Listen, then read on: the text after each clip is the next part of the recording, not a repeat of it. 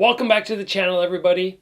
I am not lying when I say the basics win fights, and making mistakes on them can also cost you fights. And today we're going to be looking at how Alex Pereira, up-and-coming UFC star, won his glory title from a very dangerous champion because the champion made one small technical mistake. All that right after the intro.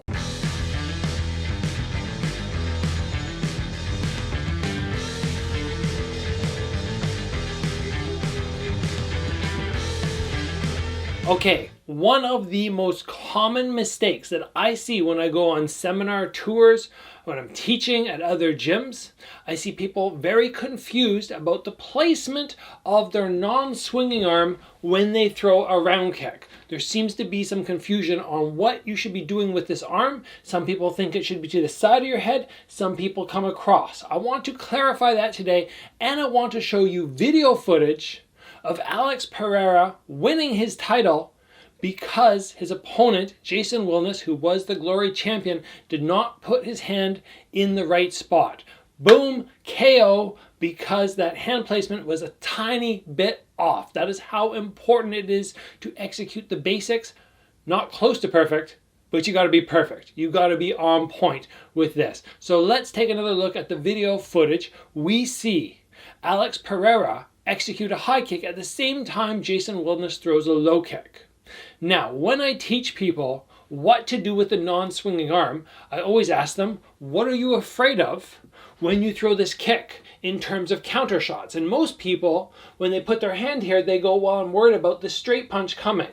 But I stop and I explain to them and I say, look, if I am executing a round kick and I'm landing even with my mid shin and I lean my head back just a tiny bit, the punch, counter punch, cannot land. Distance-wise, there's no chance. Look at how long my leg is. There's no chance that somebody's going to reach me.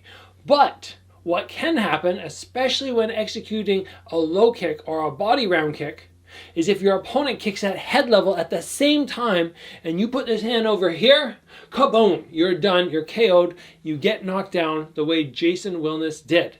Now, Jason Wilness did not make that mistake. He put his hand over here, but instead of keeping his hand tight to his head on the front as he executed, he pulled back.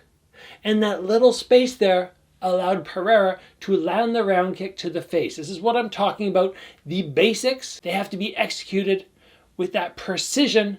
And even when you're throwing a kick in a fight where you're just like, oh, whatever, I'm going to throw it, you're still thinking about your defense and what shots can come. Because believe me, when Jason Wilness threw that round kick, he wasn't thinking that another one was going to come and catch him in the jaw if he was 2 inches back with his hand. So this is what you need to understand. This is what you need to realize when you throw your round kicks. The hand doesn't stay here. It doesn't execute in front. We're not worried about the straight punches. We are worried about the round kicks coming to the side. Any extra space is going to compromise your jaw right in front so that when you turn, anything that comes to hit you is going to be blocked by that arm protecting your face. Great example of what can happen when you do a basic thing wrong. And that's all from me today, guys. I hope you enjoyed this episode. I hope you found that it's going to help you. Maybe it clarifies where your hand should go, or maybe it just helps you understand why the basics are so important. And maybe your very advanced kickboxing or striking coach keeps making you drill the basics over and over. And you're kind of going, well, shoot, I know all this. Why are we doing it again? Well, they want them perfect. That is why you repeat, repeat, repeat. If you enjoyed the episode, please give it a like. If you haven't already, join the channel and get subscribed. As always, guys, train hard, and I will see you back here soon for another episode.